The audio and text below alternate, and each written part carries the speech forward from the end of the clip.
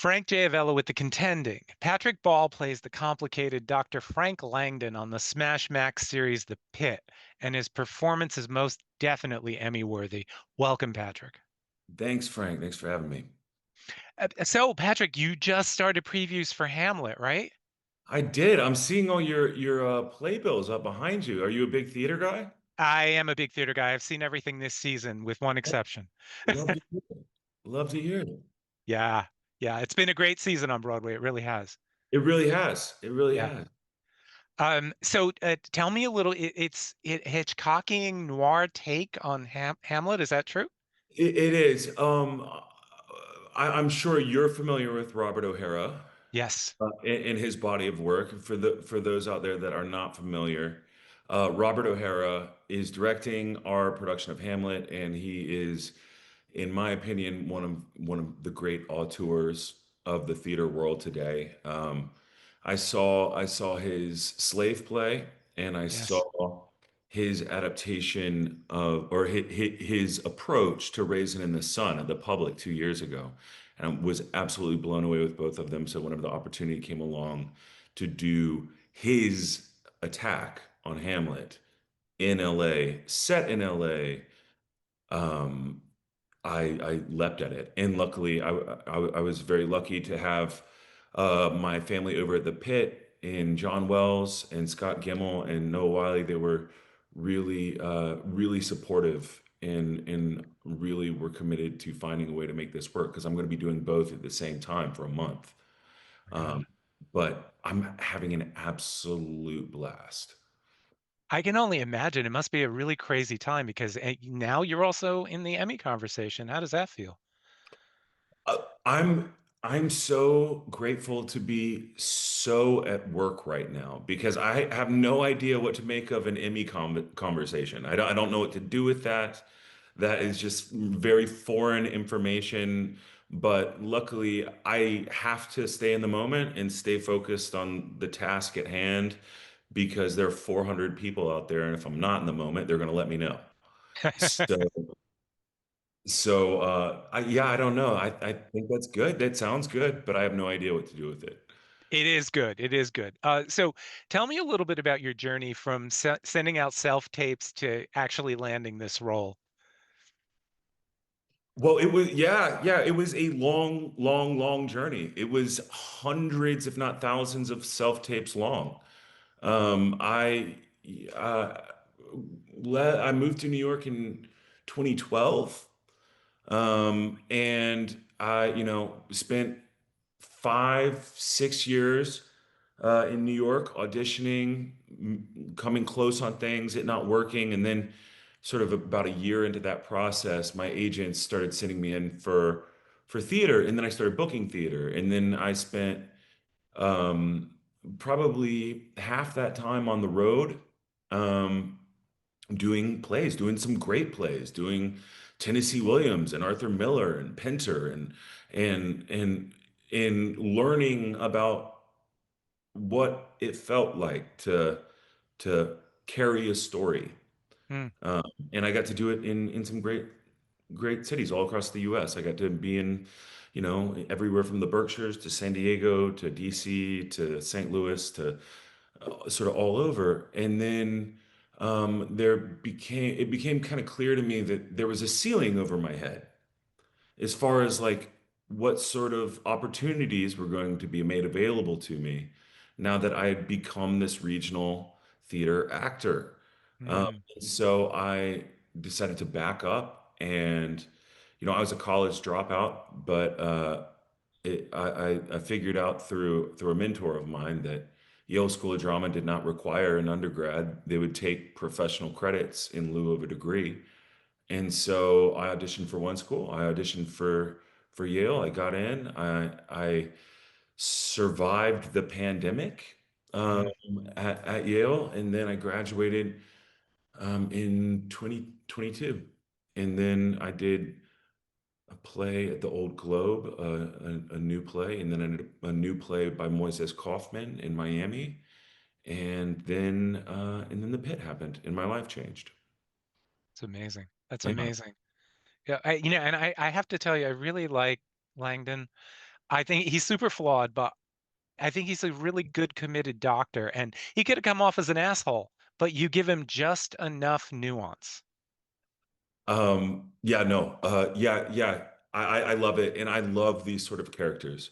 I was talking with Noah on set one day, and I said, the sweet spot for me for Langdon is if you can look at him out of one eye and you can see an angel, and you look out the other eye and you see the devil. Mm. It is these characters that are morally flawed, but well intentioned.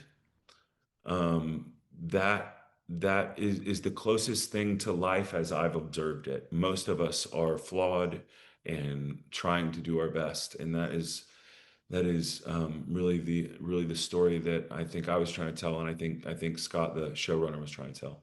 Well, and I think it shows in his relationships with Robbie, with Dana, and with Mel. I mean, he's really sweet and mentory. It's not just his conflicted relationship with Santos. Oh yeah, yeah, yeah. No, I think it's really fascinating because a lot of people have really, really latched onto this relationship with Mel, and it's true. I think there is something that Langdon doesn't, I think, identify as an educator or as a mentor. I think he's somebody that likes to work hard and stay in his lane and keeps his side of the street clean. But I think when Mel walks through the door and is somebody that, you know, has a lot of gifts and has a lot of intelligence, but also needs to be initiated into this complex and tricky world a little bit. I think he makes himself available. I think in doing so finds an unexpected sort of kindred spirit. So I've had a ton of fun playing with that relationship. Um, I love the show. I love the show so much. And you probably get asked this question all the time, but your parents were in the medical field, and I'm curious, did that help you with a lot of the medical aspects of the show, the jargon, and also just even in the movement, it feels so goddamn real. Uh, yeah, yeah. My mom's a lifelong ER nurse. My dad's a lifelong paramedic. I don't I don't think it necessarily helped me a ton insofar as I don't know any procedures. I like all of that was a product of really good coaching by our medical directors on set. But what I think it did give me was it gave me the attitude. There's an attitude you got to have. There's a toughness you got to have, and I'm very, very proud of my parents, and I'm very, very proud of how the grit that they have by necessity. And I think growing up around that was really special for me. And I think it's really easy for people like you and me to look at doctors and emergency workers as being heroes because they save lives for a living, and we look at that and we recognize that as heroic. But knowing many of those people, that's not necessarily how they see themselves. Yeah. It's a blue collar job, you know. It's ditch digging work, and that's how they see it. And so I really sought out to try to represent them the way that they would represent themselves and allow the heroics to be the business of the audience, not the business of us doing it. My godmother was an ER nurse, and she was as scrappy as they came, let me tell you. Yes. You gotta be tough. Yeah. Yeah, very much so. I also appreciate the nuanced presentation of Frank's alleged addiction, because we live in a world that immediately seems to need to condemn behavior that's seen as bad or troubling and not look at all the areas. And I think the Pit, and in particular Frank's storyline, does that magnificently. Yeah, I mean, and that was a very important storyline for me to be a part of telling. I've seen this story a lot in my own personal life. I've dealt with it a lot in my own my own life and in the lives of those around me. And, you know, it's a the addiction issue is something that plagues the healthcare community a lot. We have a number of med techs who they will split time between being on set with us and being in hospitals working, Mm, and they'll come up and they'll make sure we get all the medicine right. And I'd have these med techs come up to me every day and be like, this is a very real problem. I see this in every hospital that I work at. And you ask why, it's like, why? Um, you have people that see traumas every day. Um, Traumas that for you and I, regular people, seeing any one of these things would put us in therapy for years. But yeah. this is just their life every day. And you have to be tough. You have to be tough to push through it. But it did happen and it is there.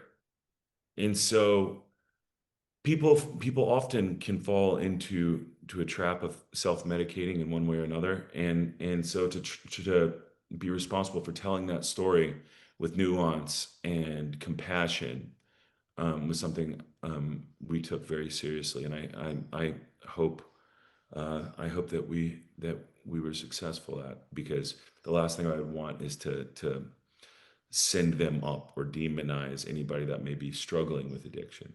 Oh, I don't think that's happening at all. I think you guys are doing a tremendous job, actually.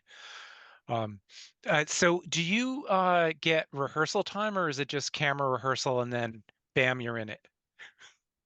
Well, yeah. I mean, we like rehearsal time in like the TV sense. We get about 10 minutes.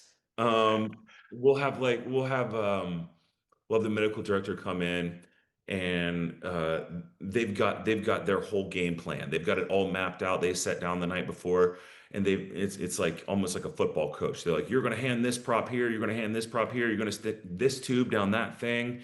Okay, got it, got it, got it. Bring the cameras in, let's go. And you get about 10 minutes. We get generally about two passes at the procedure, and then they bring the camera in and roll. And with the pit, there's no lighting setup, there's no dolly or anything. So we will rehearse. They'll bring the cameras in, we'll shoot, and then we'll move on to the next one, and we'll rehearse and we'll shoot, and it moves very fast. I can only imagine. And it's a remarkable ensemble. The incredible thing about the ensemble is you have actors who have been working for years, but haven't really, like Lanava, who really, I mean, this is such a showcase for her, which is fantastic. And you Amazing. have and you have newcomers, like all kind of blended together kind of amazingly. Yeah, yeah, no, and it's been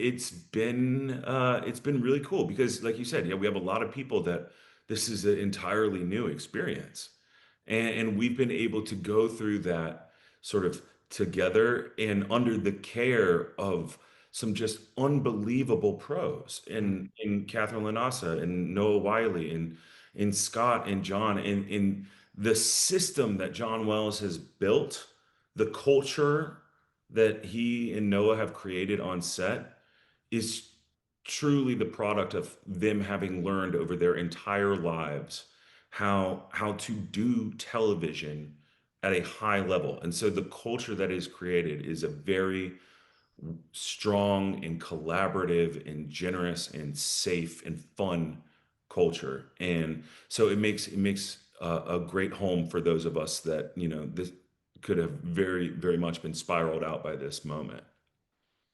I love your scenes, especially with Noah. Um, the last scene is very interesting. It leaves a lot up in the air for season two, which I know you guys are filming soon.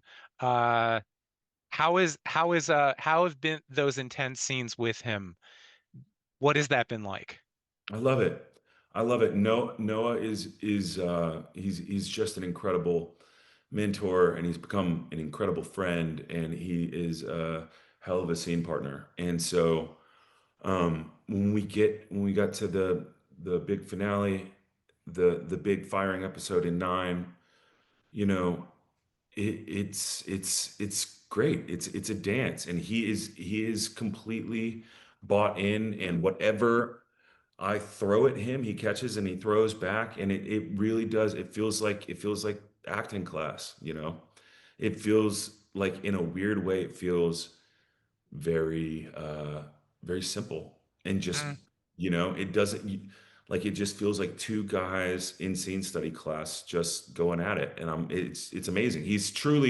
Noah is truly a lifelong student of the game, and so we have a great time. It's incredible. Can you tell us anything about season two, or is it all under wraps right now? I can't because I don't know.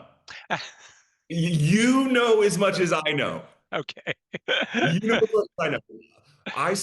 So we open Hamlet on Wednesday. On Thursday, I have my first day of doctor school of medical training. Um, and I still know nothing. I have not gotten any scripts yet. So I am standing by, ready to rock. But I know that it's probably better this way. As soon as you give me a script, I'm going to start trying to guess where we're going and making all these plans and everything. And season one, if it taught me nothing else, it taught me that Scott definitely has a better plan than anything I'm going to dream up. Um, so yeah, I'm excited, but I know nothing.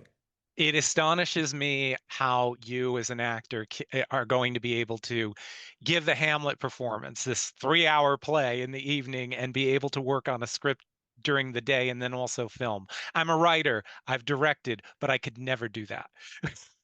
Well, it better not be 3 hours. It's 1 hour and 59 minutes, and if it gets any longer, they're going to make us have an intermission. So Oh, it's a very streamlined, and it's a very streamlined Hamlet with a lot of surprises. okay. Well, any possibility of bringing it to New York? Tell your friends. I will. Tell your friends. I would love to come to New York. I will most definitely. I wanted to ask you about your heroes growing up, whether they're your film heroes, your theater heroes, whose career did you emulate or look up to? I mean, I've got a list. I've got a list. I've always said that if I could work with anybody, it would be Frances McDormand. Mm. I adore her. I grew up also really idolizing, like John Turturro and Bill Camp, and Sam Rockwell, like these incredible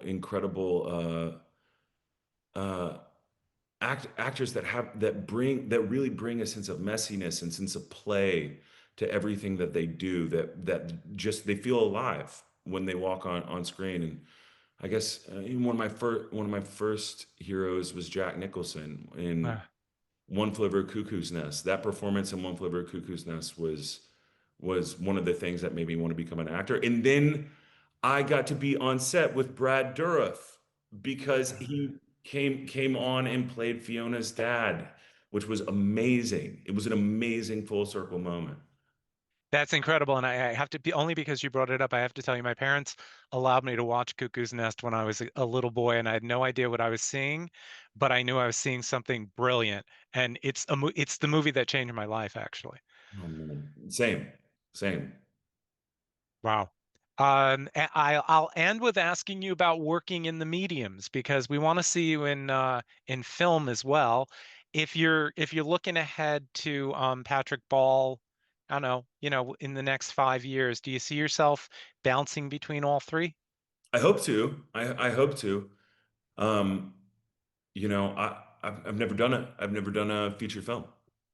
So I'm excited to try that on for the first time, and I've got a couple of daydreams that I would would love to do. But I also, like the pit hopefully will continue to be a home for me for the foreseeable future, and also like I am a theater creature. I get filled up in the theater, and so I hope that never goes away. I know that there's only so many months in the year, but I really hope to do all three for the foreseeable future.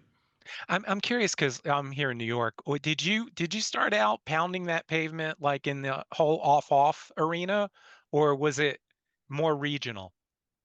I did mostly regional theater. I did a couple things in the New York Theater Festival. Okay. And I worked with this group, this amazing group called Dangerous Grounds Productions, which was a bunch of Harvard ART actors that had sort of created this little theater troupe.